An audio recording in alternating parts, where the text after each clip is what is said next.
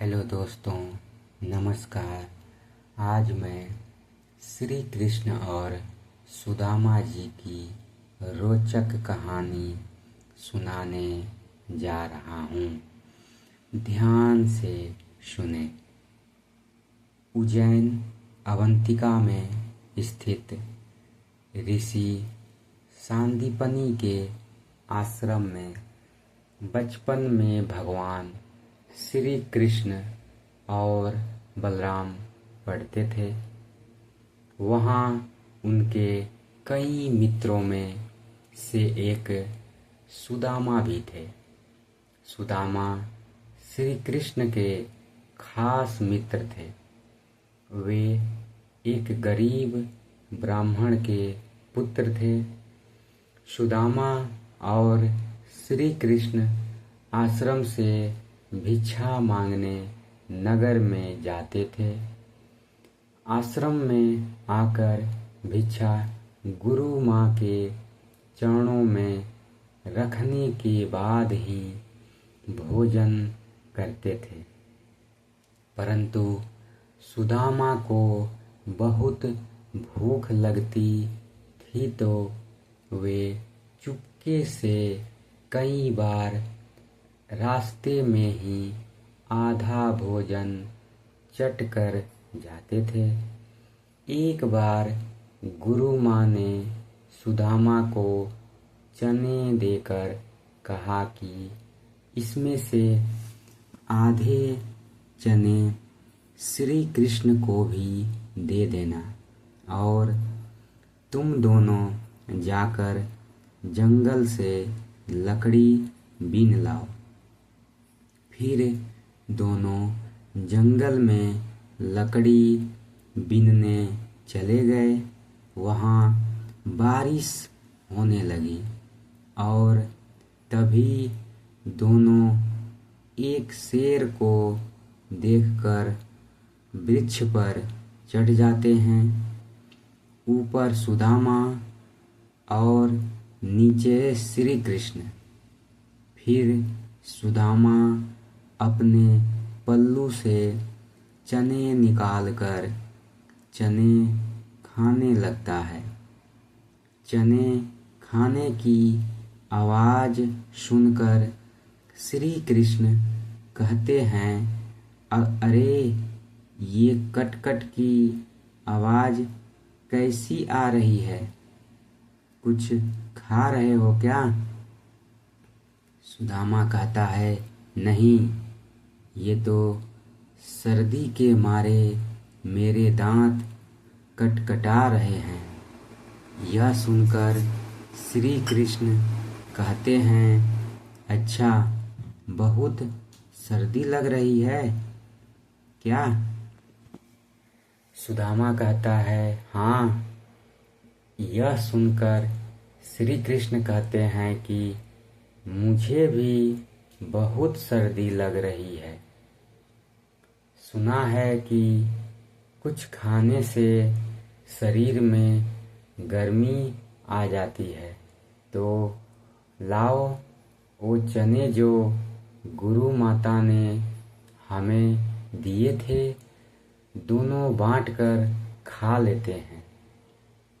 यह सुनकर सुदामा कहता है, चने कहाँ हैं? वो तो पेड़ पर चढ़ते समय ही मेरे पल्लू से नीचे कीचड़ में गिर गए थे। यह सुनकर श्री कृष्ण समझ जाते हैं और कहते हैं, ओह, यह तो बहुत बुरा हुआ। यह सुनकर नीचे की डाल पर बैठे भगवान श्री कृष्ण अपने चमत्कार से हाथों में चने ले जाते हैं और ऊपर चढ़कर सुदामा को देकर कहते हैं कि पेड़ पर फल तो नहीं, लेकिन मेरे पास ये चने हैं। सुदामा कहते हैं, यह तुम्हारे पास कहाँ से आए? तब कृष्ण कहते हैं कि वह मुझे भूख कम लगती है ना। जब पिछली बार गुरु माता ने जो चने दिए थे वह अब तक मेरी अंटी में बंधे हुए थे। ले लो, अब जल्दी से खा लो। यह सुनकर सुदामा कहता है, नहीं नहीं, मैं इसे नहीं ले सकता। तब श्री कृष्ण पूछते हैं, क्यों नहीं ले सकते? सुदामा रोते हुए कहता है कि क्योंकि मैं इसका अधिकारी नहीं हूँ और मैं तुम्हारी मित्रता का भी अधिकारी नहीं हूँ। मैंने तुम्हें धोखा दिया है कृष्ण, मुझे क्षमा कर दो। कृष्ण कहते हैं, अरे जिसे मित्र कहते हो उससे क्षमा मांगकर उसे लज्जित न करो मित्र। इसी प्रकार एक बार श्री कृष्ण सुदामा को वचन देते हैं कि मित्र, जब भी तुम संकट में खुद को पाए तो मुझे याद करना, मैं अपनी मित्रता जरूर निभाऊंगा। बलराम और श्री कृष्ण को आश्रम में भिन्न भिन्न कार्य करते थे। एक बार श्री कृष्ण, बलराम और सुदामा भिक्षा मांगने के लिए जाते हैं। एक द्वार पर खड़े होकर तीनों भिक्षाम देहि कहते हैं तो एक महिला अपनी बेटी के साथ भिक्षा लेकर बाहर आती है और कहती है, ब्रह्मचारियों, आज आने में बहुत देर कर दी।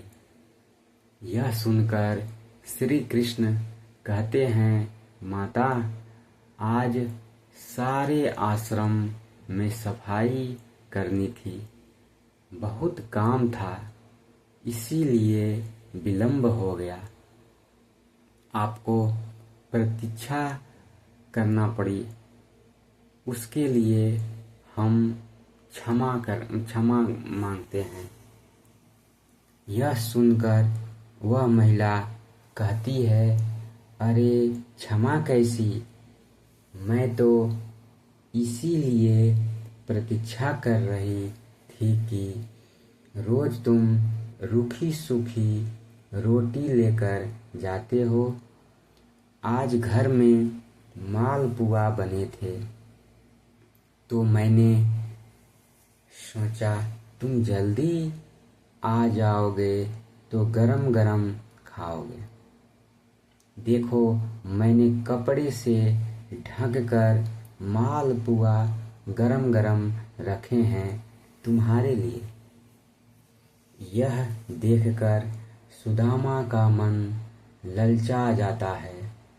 वह कहता है, मालपुआ, आज मालपुए बने हैं? वह महिला कहती है, हाँ, आज घर में पूर्णमासी की पूजा थी। फिर वह तीनों को मालपुए देकर कहती है, अब इसे जल्दी से खाओ। गरम गरम खाने में आनंद आता है। सुदामा तो खाने ही वाला रहता है कि तभी श्री कृष्ण कहते हैं, नहीं माता, हम यहाँ नहीं खा सकते। वह महिला पूछती है, क्यों? तब श्री कृष्ण कहते हैं कि आश्रम का यही नियम है कि सारी भिक्षा गुरु चरणों में अर्पित कर दी जाए, फिर वह उसमें से जितना दें वही हमें खाना चाहिए। यह सुनकर सुदामा को अच्छा नहीं लगता है। यह सुनकर वह महिला गुरु के लिए भी मालपुए का एक पैकेट दे देती है। अब उन तीनों के पास 4 पैकेट हो जाते हैं। फिर तीनों वहाँ से चले जाते हैं। रास्ते में एक नदी के किनारे रुककर बलराम और श्री कृष्ण हाथ मुंह धोने जाते हैं। इसी दौरान सुदामा मालपुए निकालकर चुपचाप खाने लगता है। तभी श्री कृष्ण उसे मालपुए खाते हुए देख लेते हैं और मुस्कुरा देते हैं।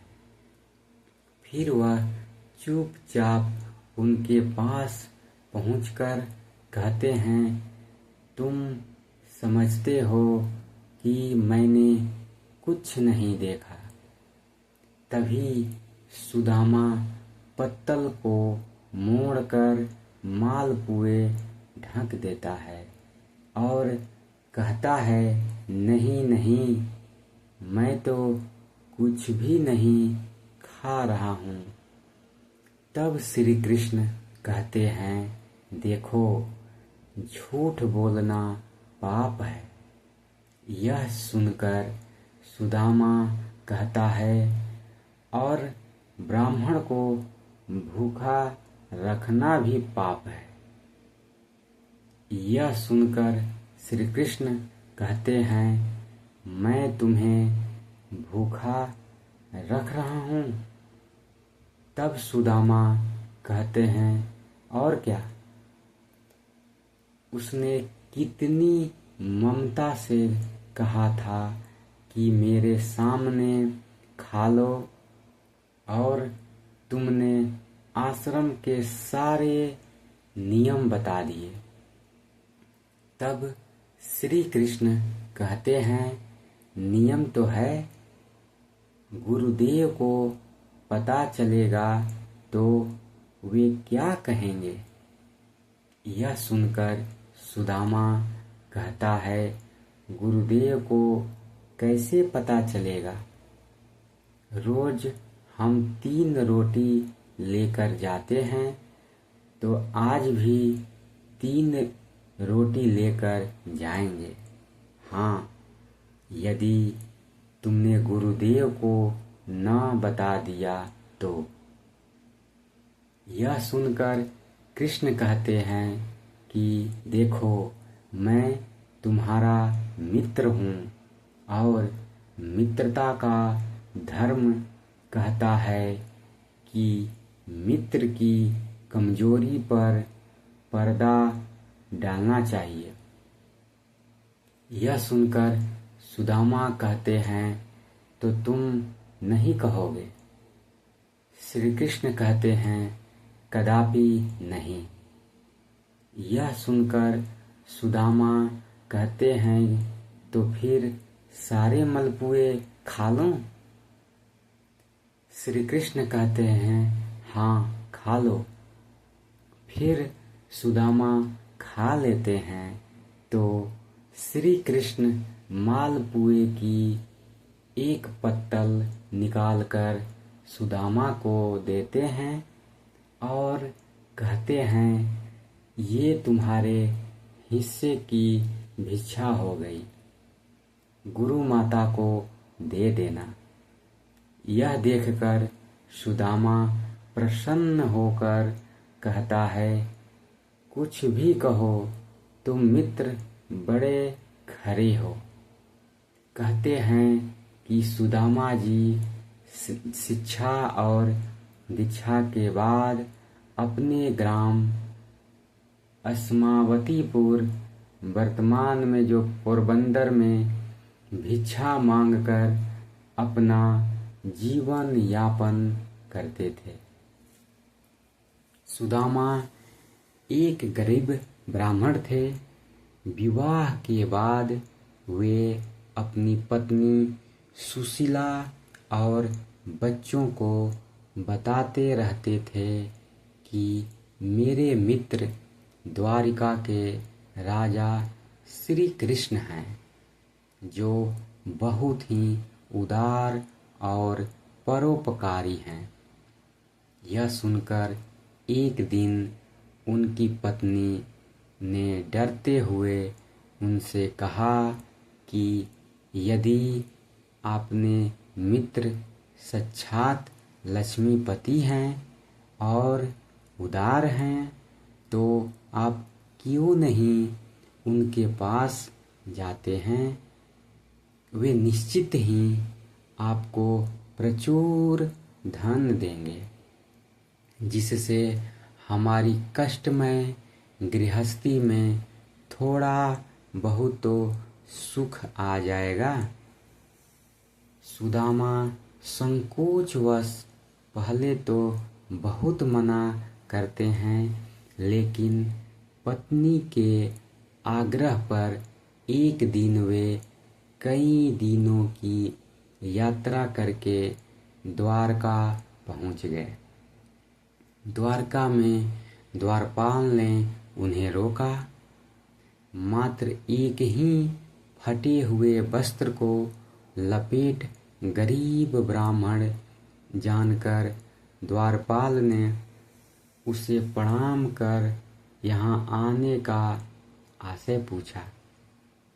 जब सुदामा ने द्वारपाल को बताया कि मैं श्री कृष्ण को मित्र हूँ, दो द्वारपाल को आश्चर्य हुआ।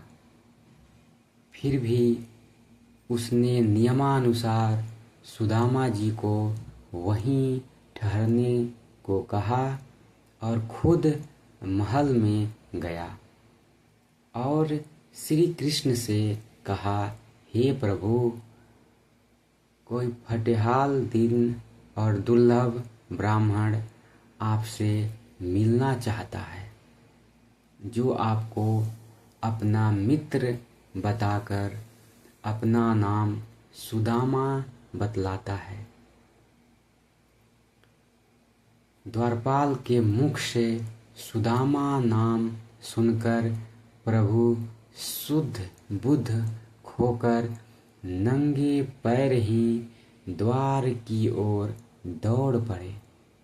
उन्होंने सुदामा को देखते ही अपने हृदय से लगा लिया और प्रभु की आँखों से आंसू निकल पड़े। वे सुदामा को आदर पूर्वक अपने महल में ले गए। महल में ले जाकर उन्हें सुंदर से आसन पर बिठाया और रुक्मिणी संग उनके पैर धोए। कहते हैं कि प्रभु को उनके चरण धोने के जल की आवश्यकता ही नहीं पड़ी। उनकी दीनता और दुर्बलता देखकर उनकी आँखों से आंसुओं की धार बहने लगी। स्नान, भोजन आदि के बाद सुदामा को पलंग पर बिठाकर श्री कृष्ण उनकी चरण सेवा करने लगे और गुरुकुल में बिताए दिनों की बातें करने लगे। बातों ही बातों में यह प्रसंग भी आया कि किस तरह दोनों मित्र वन में समिधा लेने गए थे और रास्ते में मूसलाधार वर्षा होने लगी तो दोनों मित्रों एक वृक्ष पर चढ़कर बैठ गए। सुदामा के पास एक पोटली में दोनों के खाने के लिए गुरु माता के दिए कुछ चने थे, किंतु वृक्ष पर सुदामा अकेले ही चने खाने लगे। चने खाने की आवाज सुनकर श्री कृष्ण ने पूछा कि क्या खा रहे हो सखा? सुदामा ने यह सोचकर झूठ बोल दिया कि कुछ चने कृष्ण को भी देने पड़ेंगे। उन्होंने कहा, कुछ खा नहीं रहा हूँ, यह तो ठंड के मारे मेरे दांत कटकटा रहे हैं। इस प्रसंग के दौरान ही श्री कृष्ण ने पूछा, भाभी ने मेरे लिए कुछ तो भेजा होगा? सुदामा संकोचवश एक पोटली छिपा रहे थे। भगवान मन में हंसते हैं कि उस दिन चने छिपाए थे और आज तंदूल छिपा रहा है। फिर भगवान ने सोचा कि जो मुझे कुछ नहीं देता, मैं भी उससे कुछ नहीं देता, लेकिन मेरा भक्त है तो अब इससे छीनना ही पड़ेगा। तब उन्होंने तंदूल की पोटली छीन ली और सुदामा के प्रबंध कर्मों को क्षीण करने हेतु तंदूल को बेहद चाव से खाया था। फिर सुदामा ने अपने परिवार आदि के बारे में तो बताया, लेकिन अपनी दरिद्रता के बारे में कुछ नहीं बताया। अंत में प्रभु ने सुदामा को सुंदर सैया पर सुलाया। फिर दूसरे दिन भर पेट भोजन कराने के बाद सुदामा को विदाई दी, किंतु विदाई के दौरान उन्हें कुछ भी नहीं दिया। रास्ते भर सुदामा सोचते रहे कि हो सकता है कि उन्हें इसी कारण से धन नहीं दिया गया होगा कि कहीं उनमें अहंकार न आ जाए। यह विचार करते करते सुदामा अपने मन को समझाते हुए जब घर पहुँचे तो देखा उनकी कुटिया के स्थान पर एक भव्य महल खड़ा है और उनकी पत्नी स्वर्ण से लदी हुई तथा सेविकाओं से घिरी हुई है।